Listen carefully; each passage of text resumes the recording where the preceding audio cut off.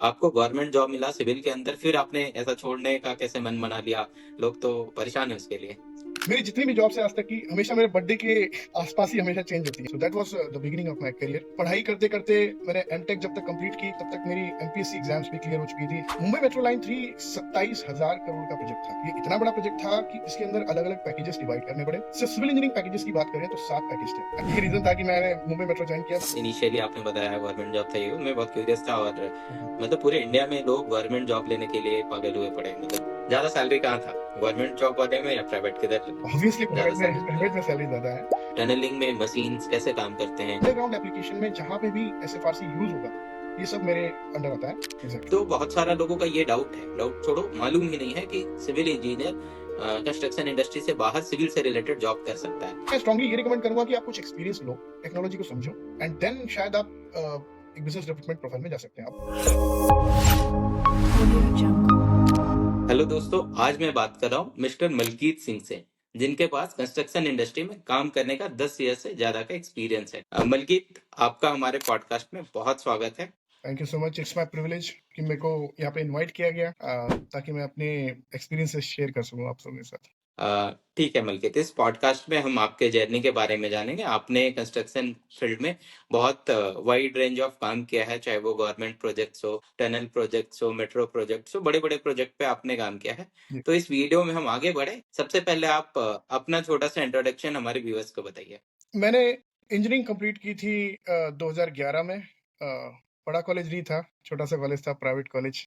The college was called MGM college in Nanded. It's a small place, Marathwada में एक छोटी सी जगह है महाराष्ट्र में, जहाँ से मैंने मेरी इंजीनियरिंग कंप्लीट की। फैमिली रिस्ट्रिक्शन होने की वजह से मैं कहीं और जा नहीं पाया इंजीनियरिंग करने के लिए। And then after completing my engineering, मुझे चांस मिला टीचिंग लाइन में काम करने का। And then I started working as a lecturer in DY Patil College Pune. So that was the beginning of my career. पढ़ाई करते करते मैंने एमटेक जब तक कंप्लीट की, तब तक मेरी एमपीएससी एग्जाम्स भी क्लियर हो चुकी थी, जो मैंने फर्स्ट अटेम्प्ट में क्लियर कर ली। एंड मुझे जो डिपार्टमेंट दिया गया था गवर्नमेंट ऑफ महाराष्ट्र के द्वारा, इरिगेशन डिपार्टमेंट या फिर वाटर रिसोर्सेज डिपार्टमेंट भी बोलते हैं उसको। एंड पोस्टिंग दी गई थी नासिक में, सेंट्रल डिजाइन ऑर्गेनाइजेशन में मैं पोस्टेड था, गेट्स एंड आउटलेट्स डिवीजन में। तो बेसिकली सीडीओ का या फिर सेंट्रल डिजाइन ऑर्गेनाइजेशन का ये काम है कि जितने भी इरिगेशन स्ट्रक्चर्स हैं, वाटर रिटेनिंग स्ट्रक्चर्स है, चाहे वो डैम हो, चाहे वो केनाल हो, या कोई भी वाटर रिटेनिंग स्ट्रक्चर हो, इनका डिजाइन सीडीओ पास करता है। जब तक वो लोग क्लियर नहीं करेंगे,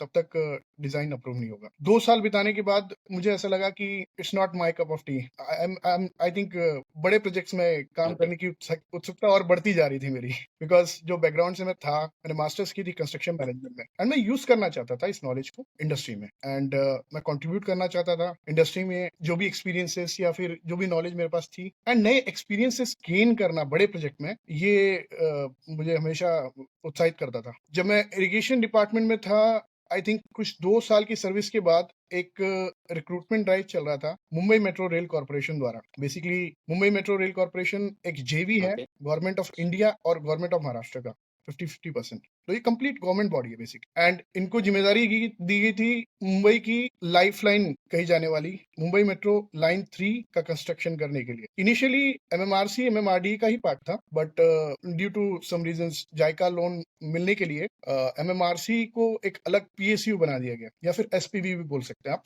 स्पेशल पर्पज व्हीकल, या फिर एक पीएसई बना दिया गया, पब्लिक सेक्टर एंटरप्राइज। इसमें मेरी जर्नी स्टार्ट हुई 2017 में। एक और कोइंसिडेंस है जो मैं आपके साथ शेयर करना चाहता हूँ। मेरी जितनी भी जॉब से आज तक की, हमेशा मेरे बर्थडे के आसपास ही हमेशा चेंज होती है। मैंने 1 फरवरी मेरा बर्थडे है, एंड 1 फरवरी को ही मैंने वाटर रिसोर्सेज डिपार्टमेंट ज्वाइन किया। मतलब एंड एक सारी बड़ी चीजें आपके बर्थडे के आसपास हो रही है। यस। एंड मैंने जब बेकार्ड भी ज्वाइन किया, जो मेरी करंट कंपनी है, वो भी मैंने लगभग फरवरी के आसपास ही ज्वाइन की। ये कोइंसिडेंस समझ लो, चाहे जो मर्जी समझ लो, बट ये मैंने रियलाइज आ, किया हमेशा। आप आगे बढ़ो, आप आगे बढ़ो, उससे पहले मैं आपको एडवांस में बर्थडे विश करना चाह रहा हूँ। ये पॉडकास्ट हम शूट कर रहे हैं थैंक यू सो मच। 28 जनवरी को। आज से ठीक 3 दिन बाद इनका बर्थडे होगा, तो happy birthday Malkit. Thank you so much. You are the first person, आप पहले इंसान हो जिसने मेरे बर्थडे विश किया इस साल। थैंक यू, दिल से शुक्रिया। उसके बाद मुझे मौका मिला एक बड़े इंटरनेशनल लेवल के प्रोजेक्ट में काम करने का, because Mumbai metro line 3 27,000 crore का प्रोजेक्ट था। ये इतना बड़ा प्रोजेक्ट था कि इसके अंदर अलग अलग पैकेजेस डिवाइड करने पड़े। सिर्फ सिविल इंजीनियरिंग पैकेजेस की बात करें तो 7 पैकेज थे। एंड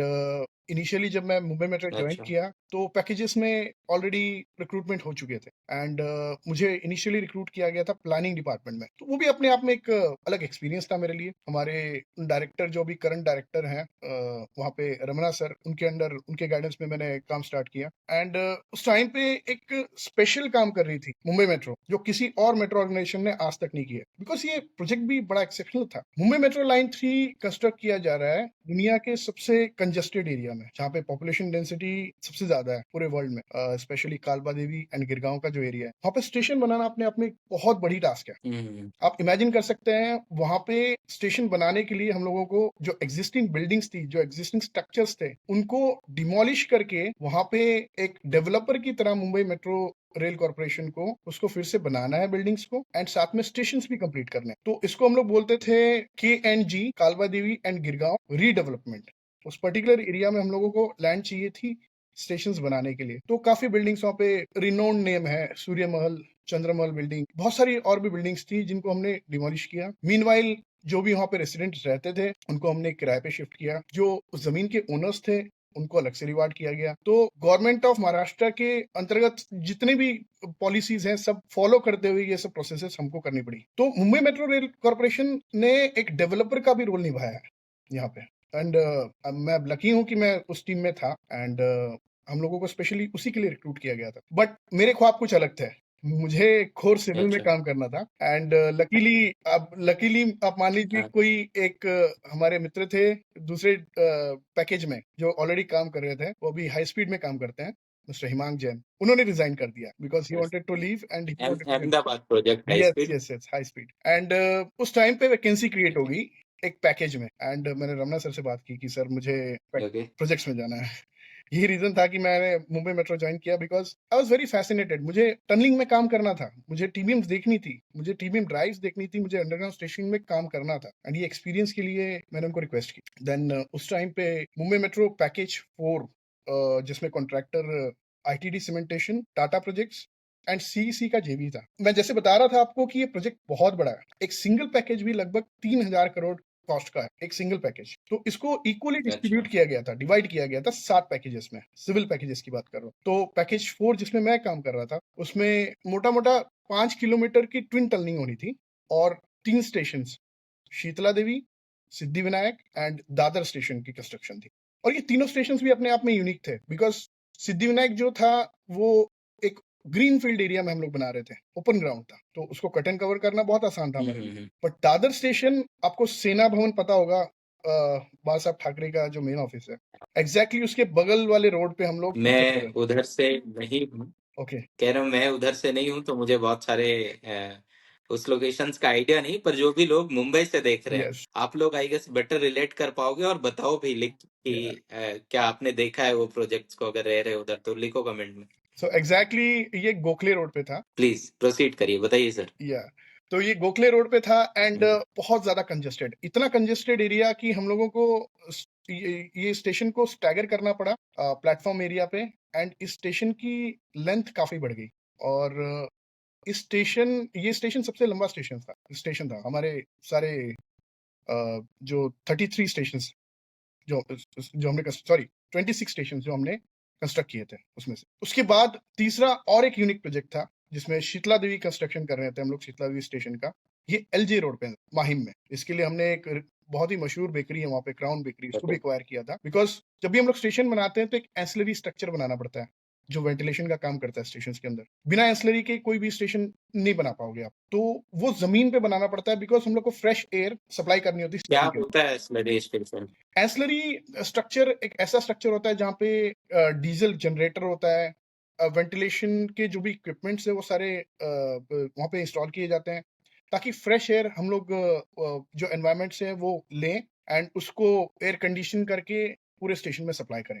बिकॉज आप इमेजिन कर सकते हो एक अंडरग्राउंड स्टेशन का जो प्लेटफॉर्म लेवल है वो लगभग 20 मीटर नीचे है ग्राउंड लेवल से, तो वहां पे ऑटोमेटिकली तो एयर नहीं पहुंच पाएगी, तो आपके पास एक एंसिलरी नहीं नहीं, बिल्डिंग का चलो सेटअप चलो। चाहिए एंड दूसरा वेंट शाफ्ट भी चाहिए, इसके बिना अंडरग्राउंड स्टेशन नहीं बन सकता। शीतला देवी अपने आप में एक बड़ा इंपॉर्टेंट स्टेशन रहा है बिकॉज ये पार्टली नेटम था, हमारे पास इतना एरिया नहीं था कि हम लोग कंप्लीटली इसको कट एंड कवर कर दें। जनरली हम लोग स्टेशन जब बनाते हैं मुंबई जैसे रीजन में तो हम लोग पहले एक्सकेवेशन करते हैं, जितनी डिजायर्ड डेप्थ है वहां तक पहुंचते हैं एंड देन ओके। धीरे धीरे एक एक एक एक स्लैब बनाते हुए हम लोग ऊपर की तरफ बढ़ते हैं। जब बॉक्स कंप्लीट हो जाता है तो हम लोग उसको कंप्लीटली ढक देते हैं, रोड बना देते हैं, तो वो स्टेशन कंप्लीट हो गया हमारा। तो जो सबसे नीचे वाला स्लैब होता है उसको बेस स्लैब बोलते हैं हम लोग, जो उसके ऊपर होता है उसको कॉन्कोर्स स्लैब बोलते हैं, कहीं कहीं पे और एक लेवल एक्स्ट्रा होता है जिसको इंटरमीडिएट बोलते हैं, एंड फाइनली रूफ स्लैब। तो ऐसे एक स्टेशन बनता है। बट ये स्टेशन यूनिक इसलिए था बिकॉज हमारे पास इतना स्पेस ही नहीं था कि हम लोग दूसरे प्लेटफॉर्म को अकोमोडेट कर सकें स्टेशन बॉक्स। तो इसके लिए हम लोगों को अलग से एक नैटम टनल बनाना पड़ा।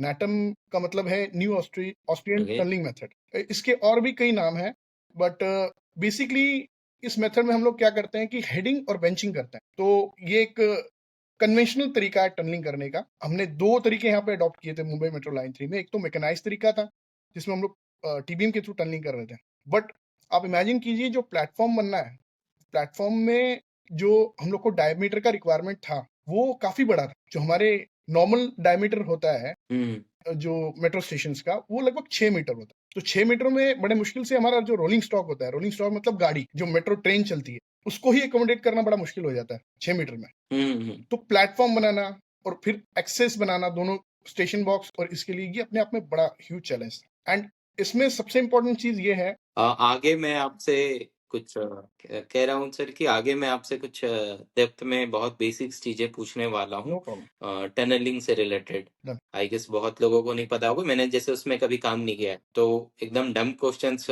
होते हैं वो मेरे माइंड में, मैं आगे पूछता हूँ एक्चुअली जब जब मैंने टनल वाले काम पार्ट पे थोड़ा सा यस स्पेसिफिक डिस्कशन करें। जब मैंने काम स्टार्ट किया मैं भी आपकी तरह एक डम इंसान ही था। मैंने लगभग 7-8 साल काम करने के बाद पता लगा कि यस ये चीजें होती हैं, बिकॉज ये सब कुछ नया था हमारे हमारे लिए। और आपको पता है हम लोग इंजीनियरिंग में क्या सीखते हैं, ये सब स्टडीज हम लोगों को नहीं कराई जाती। अर्बन डेवलपमेंट की मोस्ट ऑफ द थिंग्स, भले ही हमारे सही बेसिक्स बात। क्लियर है, हम लोग को पता है कंक्रीट कैसे बनाया जाता है, हमको पता है कि डिजाइन कैसे पढ़े जाते हैं, ड्राइंग्स कैसे पढ़े जाते हैं, या फिर डिजाइन सही है या नहीं ये चेक करना। बट जब तक आप प्रोजेक्ट में काम नहीं करते हो तब तक ये चीजें समझना बहुत मुश्किल है। तो एक्चुअल एक्सपीरियंस करना ही आइडिया नहीं जरूरी लगता। है। यस। एंड स्टेशन के बारे में बता रहा था मैं आपको कि एक और बड़ी यूनिक चीज थी वहां पे जो लगभग हर स्टेशन में, अंडरग्राउंड स्टेशन में जो कि रोड के नीचे बनाए जा रहे थे, इनमें देखने मिली। ये चीज ये थी कि माहिम अंग्रेजों के जमाने में बसा था। एंड जो माहिम का एरिया है ओके। वहां पे पहले लैंड नहीं हुआ करती थी। आपको पता रहेगा कि मुंबई अलग अलग आइलैंड हुआ करते थे छोटे छोटे, एंड अंग्रेजों ने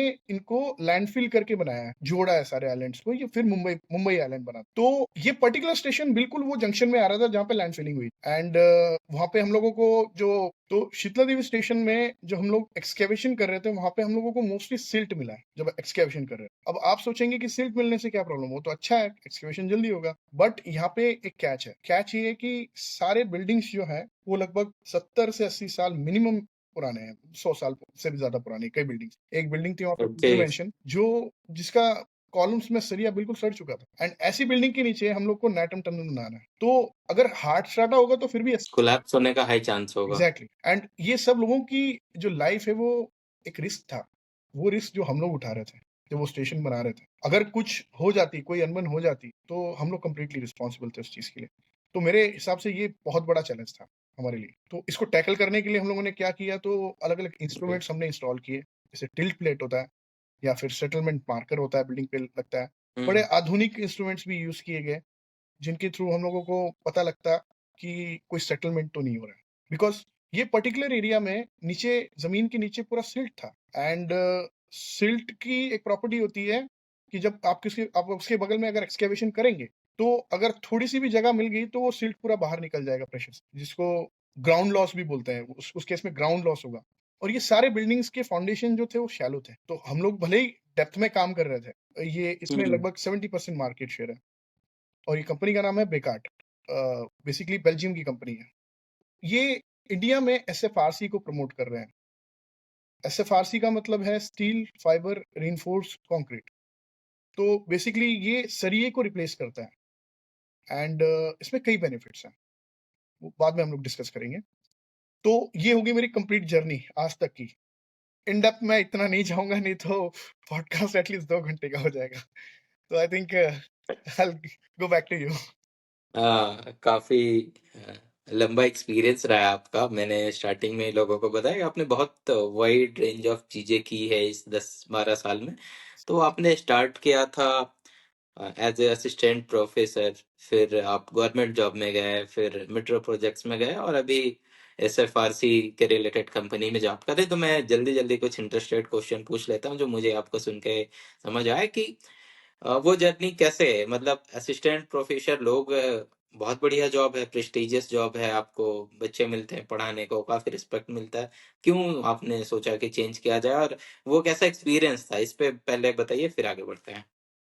एक्चुअली मैं इसका रीज़न बताऊँगा आपको। मेरा नेचर बड़ा डायनामिक रहा है हमेशा। मैं स्टेबल नहीं रहता एक जगह पे। मुझे हमेशा चेंज चाहिए लाइफ़ में। एंड जब मैं टीचिंग कर रहा था, तो इनिशियली मैंने पढ़ाना स्टार्ट किया सेकंड ईयर के स्टूडेंट्स को, बिकॉज़ उस टाइम पे उस कॉलेज में, डीवाई पाटिल कॉलेज में सेकंड ईयर तक की बैच स्टार्ट हुई थी, बिकॉज़ एक नई ब्रांच खोली थी उन्होंने, सिविल इंजीनियरिंग। एंड मेरी सुपरविज़न में उनकी पहली बैच भी पास आउट हुई वहाँ से। एंड उस टाइम पे मैंने बिल्डिंग प्लानिंग पढ़ाने से स्टार्ट किया। बिल्डिंग प्लानिंग के बाद मैंने कंक्रीट टेक्नोलॉजी पढ़ाया।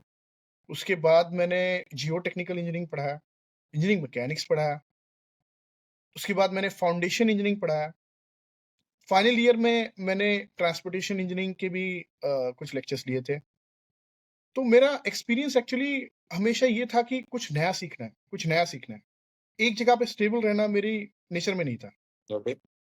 एंड आप अगर कोई चीज़ एक ही बार करते रहोगे, तो एक सैचुरेशन आ जाता है।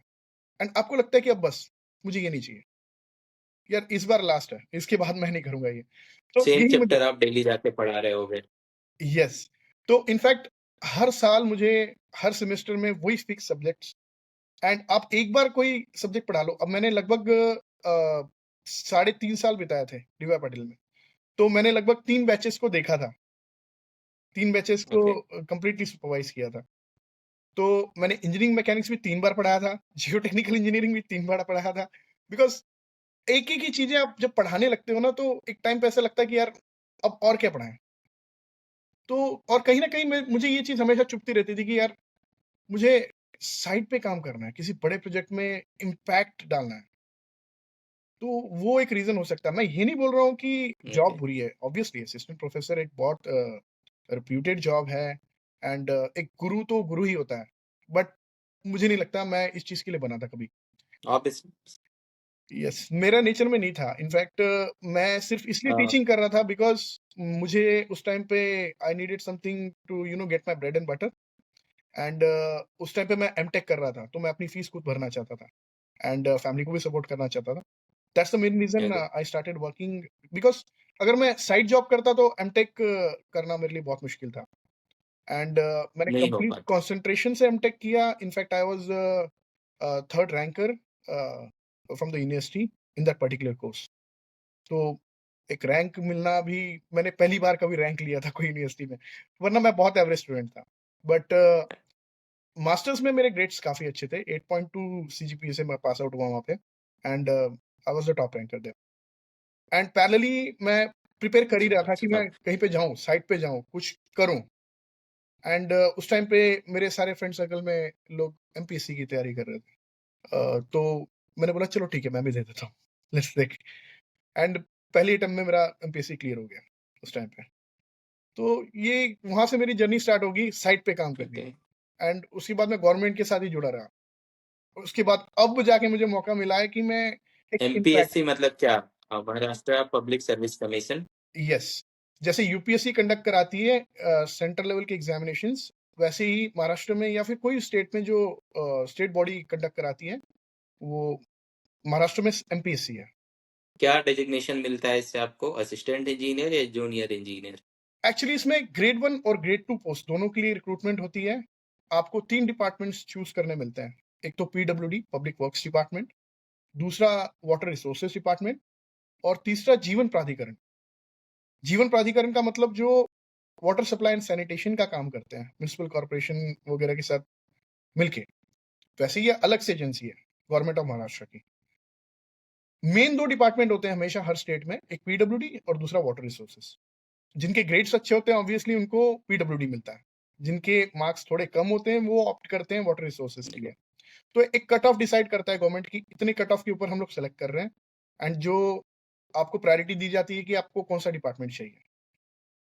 तो आप सेलेक्ट कर सकते हो। अगर आपके ग्रेड्स मैच कर रहे होंगे और वैकेंसी होगी तो आपको वो डिपार्टमेंट मिल जाएगा। तो इसमें अब पोजीशन बताता हूँ आपको। बहुत बढ़िया। पोजीशन इसमें स्टार्ट होती है जूनियर इंजीनियर से। उसके बाद जो ग्रेजुएट्स होते हैं एमपीएससी के थ्रू आते हैं वो लोग असिस्टेंट इंजीनियर ग्रेड 2 होते हैं, जो इक्विवेलेंट है। उसके बाद क्लास 1 पोजीशंस, जिसमें assistant engineer grade 1 and assistant executive engineer भी पोजीशन होती है। अब एडब्ल्यू में ये कैच होता है कि वो शुरुआत में तो असिस्टेंट इंजीनियर का ही काम करता है, बट उसका कुछ ड्यूरेशन होता है, 2 या 3 साल का या 4 साल का, जो भी ड्यूरेशन गवर्नमेंट ने डिसाइड किया है। उसके बाद उसको डायरेक्टली एग्जीक्यूटिव इंजीनियर की पोस्ट मिलती है, which is a big position. Government में executive engineer super class 1 kind of position है, बिकॉज़ उसके ऊपर फिर सुपरिटेंडिंग इंजीनियर एंड बहुत बड़ा। चीफ। तो 2 ही पोजीशन आपको उसके बाद मिलने वाला है, क्योंकि मैक्सिमम आप कहाँ तक पहुँच सकते हो? चीफ इंजीनियर तक। तो ये बाइफर्केशन है एमपीएससी का।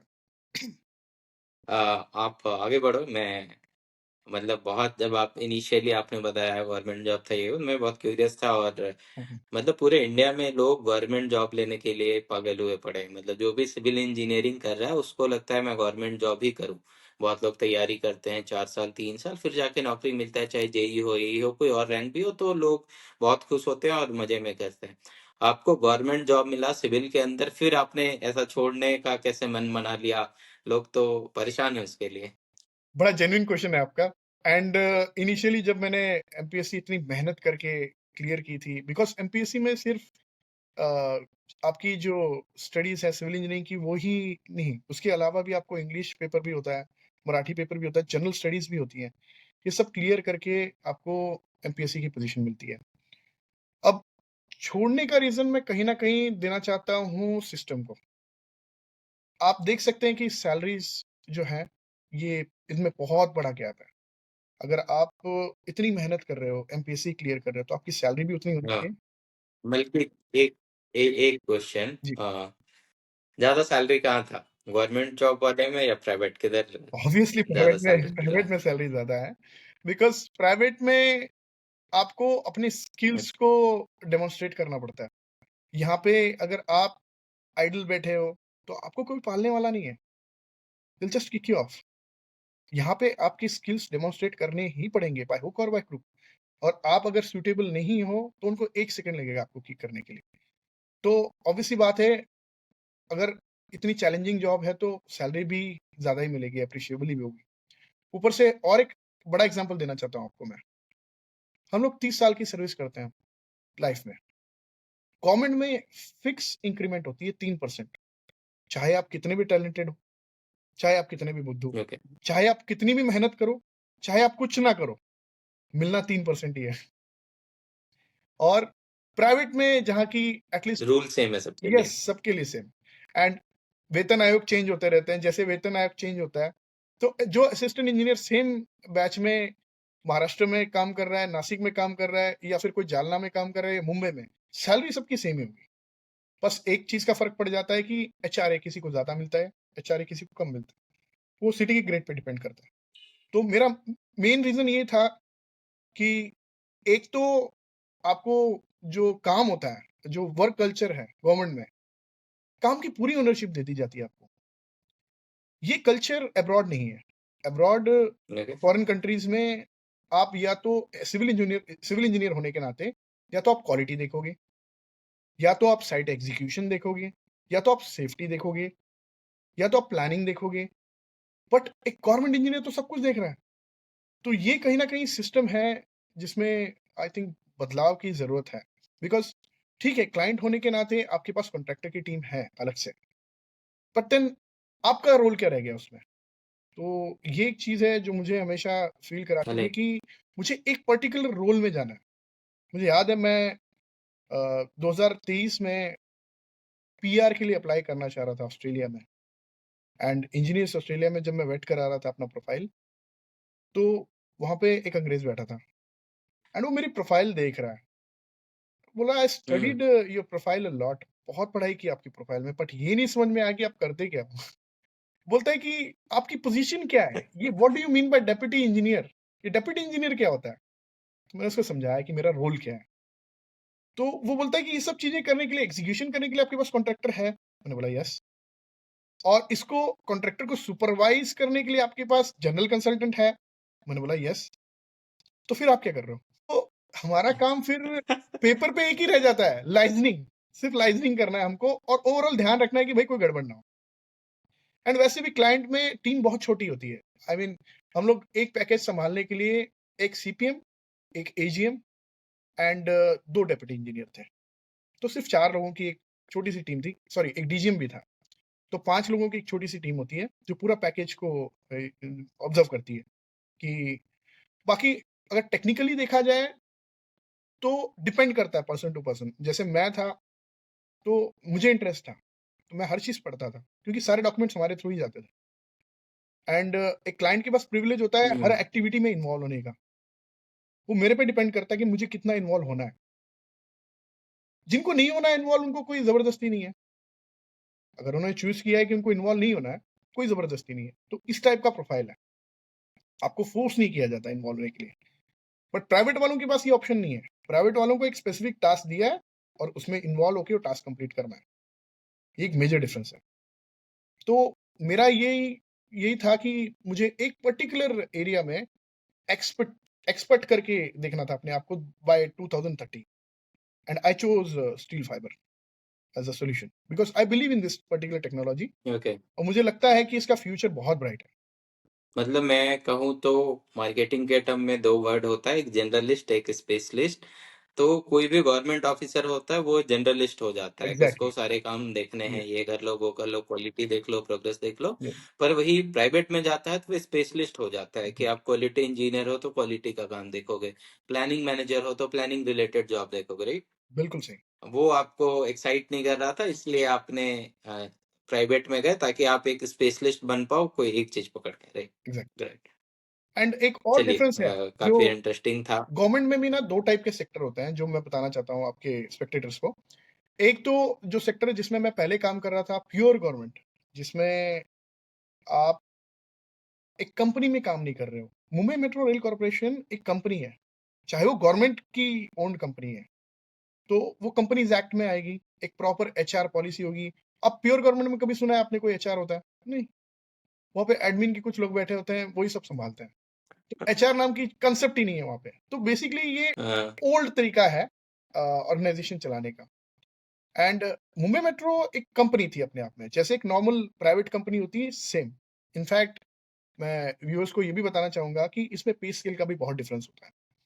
जैसे प्योर गवर्नमेंट में जो आपको सैलरी मिलती है ओके। और जो आपको एक पीएससी में एनटीपीसी हो गया या फिर पीएसयू, ओएनजीसी, भेल, या फिर कोई पीएससी जैसे डीएमआरसी या फिर एमएमआरसी, या फिर आपके यहाँ पे जो नम्मा मेट्रो है, बैंगलोर मेट्रो, या फिर सीएमआरएल।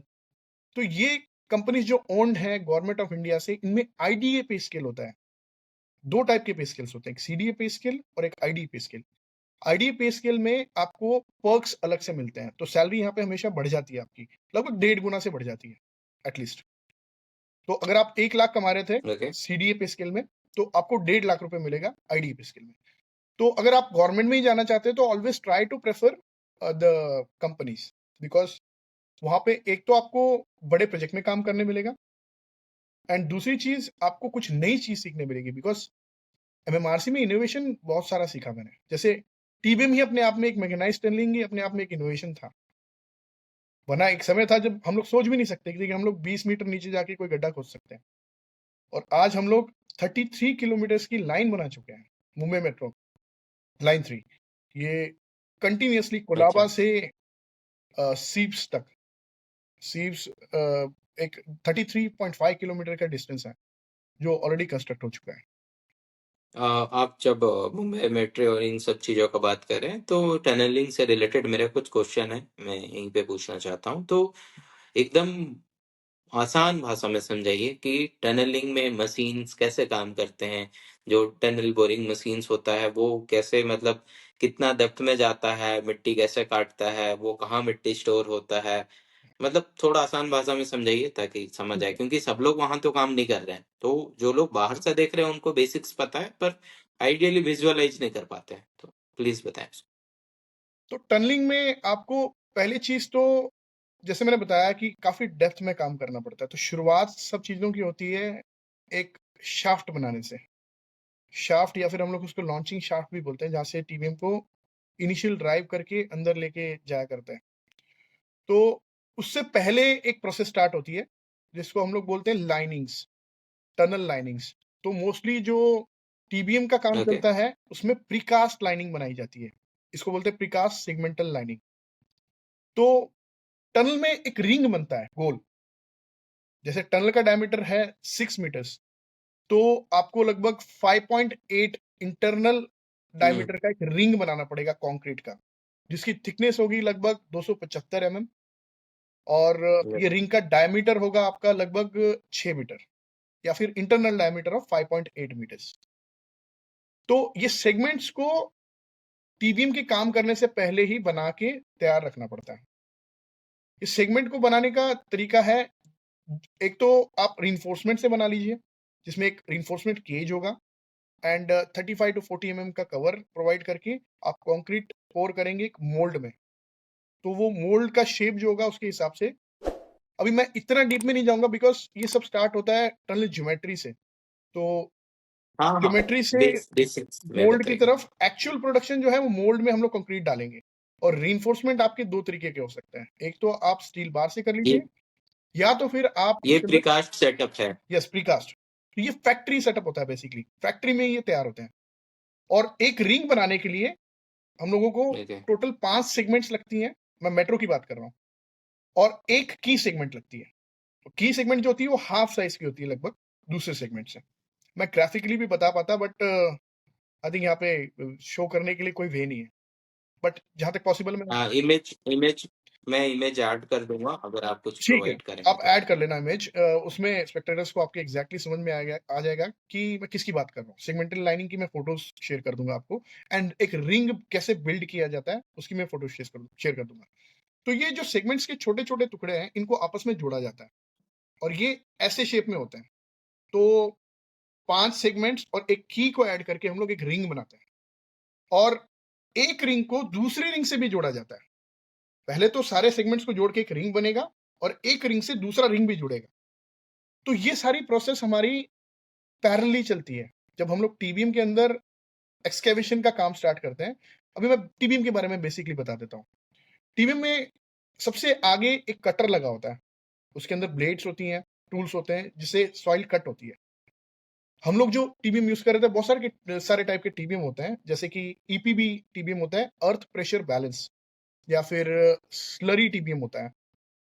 तो हम लोगों ने जो टीबीएम यूज किया था वो ईपीबी था। वो डिपेंड करता है ग्राउंड की सुटेबिलिटी कैसी है। तो हार्ड रॉक स्ट्रेटा में जनरली हम लोग स्लरी टीबीएम यूज करते हैं। अगर मिक्स डेटा होगा तो हम लोग ईपीबी मशीन यूज करते हैं। तो यहाँ पे मिक्स डेटा होने के कारण हम लोगों ने ईपीबी मशीन यूज की थी, और हमारी मशीन थी एचके, हेरिंग कनेक्ट की। ये एक जर्मन कंपनी है जो टीबीएम्स बनाती है। तो टीबीएम का भी मैं आपको डायग्राम दे दूंगा, वो भी आप शो कर सकते हैं। तो शुरुआत में एक कटर लगा होता है, कटर के पीछे मेन शील्ड होता है टीबीएम का। अब ऑब्वियस सी बात है, कटर गोल घूमेगा, तो उसको घुमाने के लिए जो सारी अरेंजमेंट है मशीन्स की, वो शील्ड के अंदर होती है। इसके अलावा उसके पीछे सेगमेंट्स को इरेक्ट करने के लिए, जो सेगमेंट्स हमने कास्ट किए थे उनको इरेक्ट करने के लिए एक सेटअप लगा होता है। वो दो टाइप के होते हैं, मोस्टली वैक्यूम इरेक्टर यूज करते हैं। वैक्यूम से वो उसको खींच के इंस्टॉल कर देगा। तो जैसे मैंने बताया, पहले सेगमेंट्स को इंस्टॉल करेंगे हम लोग, एक रिंग बनाएंगे, एंड देन इसी रिंग को टीबीएम पुश करके एक थ्रस्ट जनरेट करेगी और आगे की तरफ बढ़ेगी। तो ये लाइनिंग बहुत इंपॉर्टेंट है, बिकॉज ये लाइनिंग को ही पुश करके तो जो मिट्टी होता है आपका, जी। तो मैं कह रहा हूँ जो सॉइल आप कट करते हो टीवीएम के थ्रू, हम्म। तो वो सॉइल डिस्पोज कहाँ करते हो? ये जो अरेंजमेंट है ये पहले कर लेते हैं, फिर मैं बताता हूँ कैसे डिस्पोज करते हैं उसको। तो ये तो बता दिया मैंने कि रिंग को आपको पुश करके आगे जाना है, थ्रस्ट जनरेट करना है, क्योंकि हम लोगों को दो टाइप की मूवमेंट्स चाहिए, एक तो राउंड काटने वाली, और दूसरा थ्रस्ट, जिससे टीबीएम आगे बढ़ेगी काटते हुए। अब आगे ऑब्वियसली बढ़ने वाली। इसमें मक जनरेट होगा, हम लोग इसको मक बोलते हैं मिट्टी को, बिकॉज उसमें कुछ हम्म। एडिटिव्स भी ऐड करते हैं, जिससे थोड़ा स्मूथनिंग होता है, जो आपकी रॉक है, एंड वो इजीली कट हो जाता है। तो जो जनरेट होता है उसको मक बोलते हैं। और वो मग पीछे आता है शील्ड के थ्रू टेल स्किन में, और वहाँ पे हमारी अरेंजमेंट होती है कन्वेयर की। तो कन्वेयर के ओके। थ्रू हम लोग एक ट्रॉली का अरेंजमेंट करते हैं। 2 टाइप के सेटअप होते हैं, कई सेटअप्स में वही कन्वेयर के थ्रू सारी मग बाहर निकल जाती है टनल से। बट मान लीजिए आपका टनल बहुत लंबा है, तो इम्पॉसिबल है इतना बड़ा ओके। अरेंजमेंट करना। तो उस केस में क्या करते हैं कि एक रेल लाइन बिछा देते हैं पीछे, एंड मग बकेट्स होती हैं। उस बकेट के अंदर ओके। मग गिरेगी, और वो बकेट को हम लोग बाहर लाएँगे शाफ्ट के अंदर, और शाफ्ट से उसको लिफ्ट करेंगे क्रेन से, और शाफ्ट के ऊपर लेके आएँगे। एंड देन मुंबई जैसे इलाके में हम लोग मग को डेज़िग्नेटेड एरियाज़ जो गवर्नमेंट ने दिए हुए हैं, वहाँ पे हम लोग उसको डिस्पोज़ ऑफ करते हैं। जैसे हमारा जो एरिया था वो लगभग 50 से 60 किलोमीटर दूर था, ओके। सिटी से बाहर। तो लो लाइंग एरियाज़ में हम लोग मोस्टली इसको लैंडफ़िल ओके। के लिए यूज़ करते हैं, जिससे 2 काम हो जाते हैं। एक तो वेस्ट भी डिस्पोज़ हो जाता है, और दूसरा वहाँ पे जो लो लाइंग एरिया था वो भी फ़िल हो जाता है। तो ये तरीके से हम लोग डिस्पोज़ ऑफ करते हैं मग को।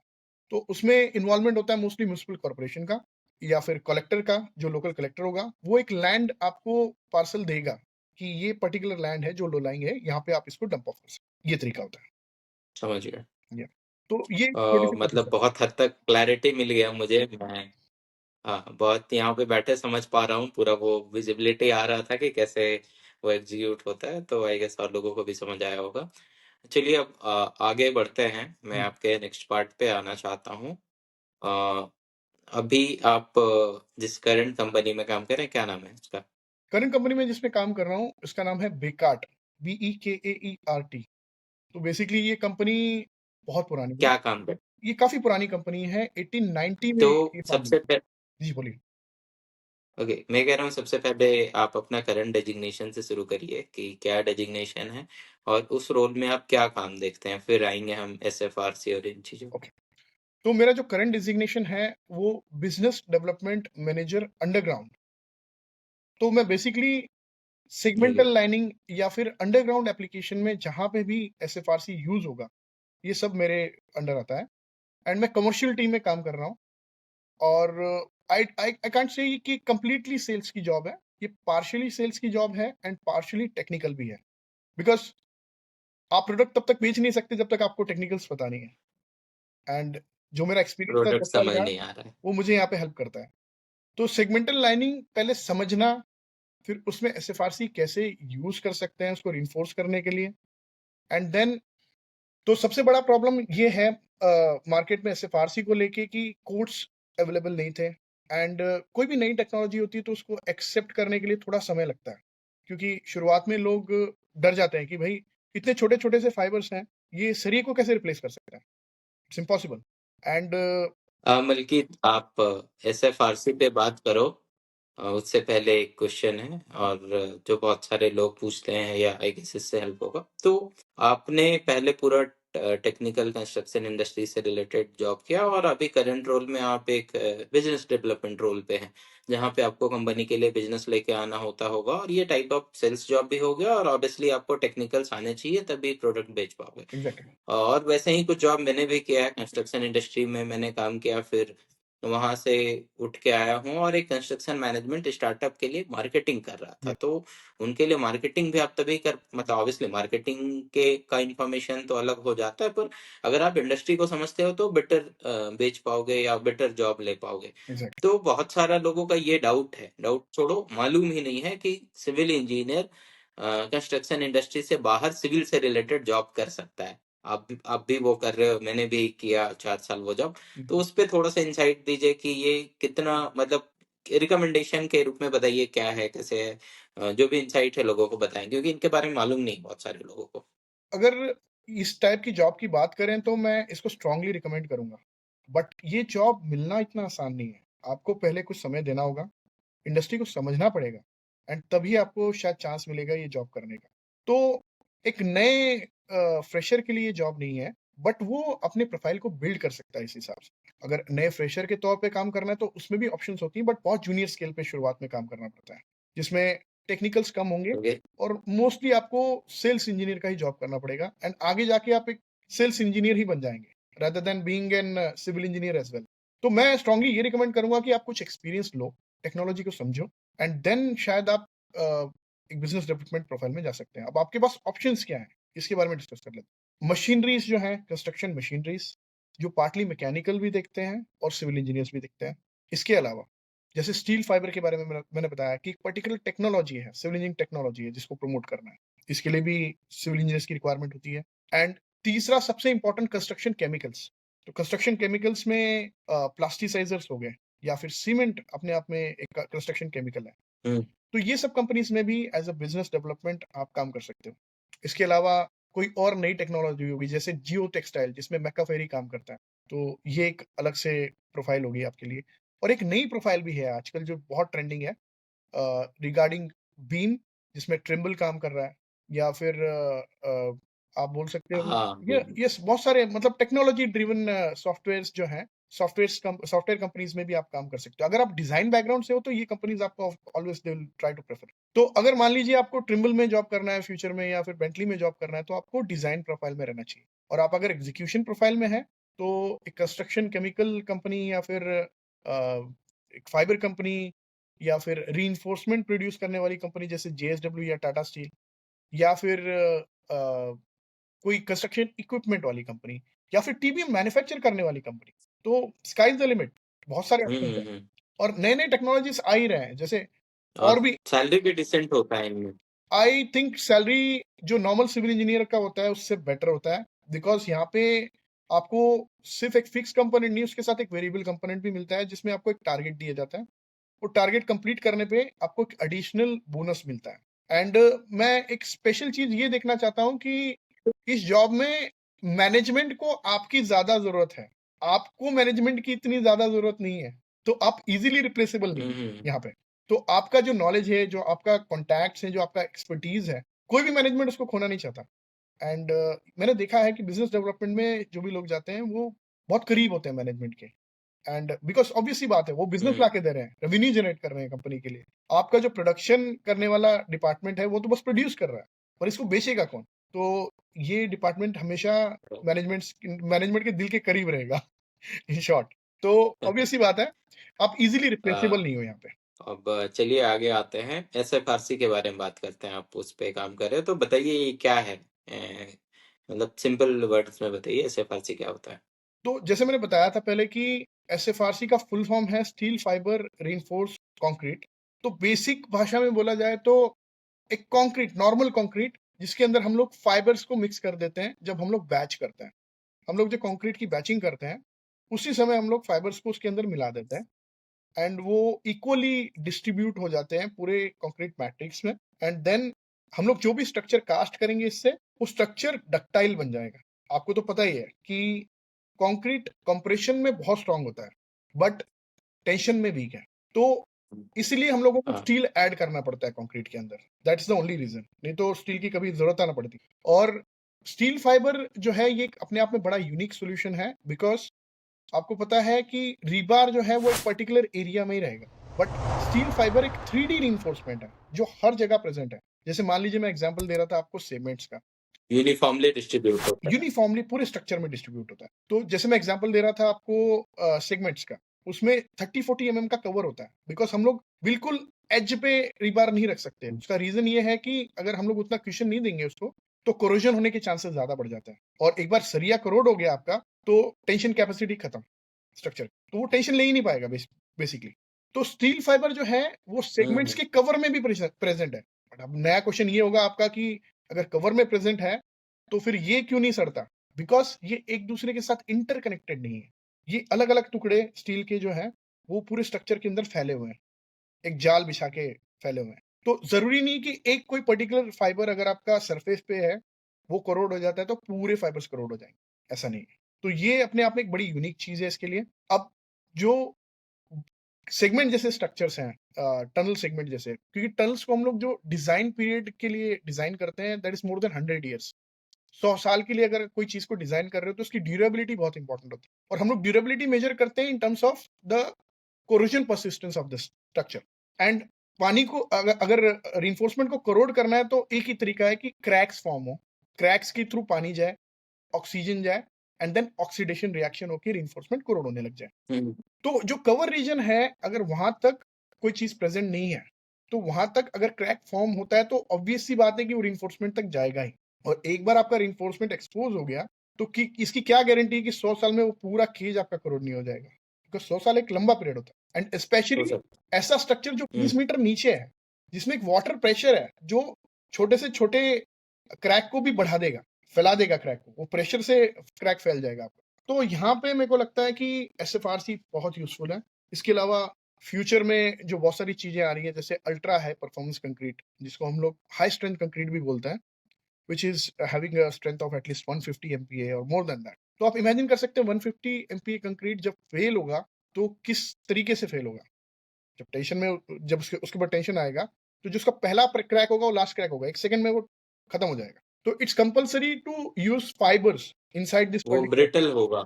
एग्जैक्टली। तो फाइबर्स क्या करते हैं, आपका क्रैक्स, नंबर ऑफ क्रैक्स को बढ़ा देंगे स्ट्रक्चर के अंदर, और फेलियर नहीं होगा आपका, क्योंकि ये स्ट्रेसेस को ब्रिज करेंगे।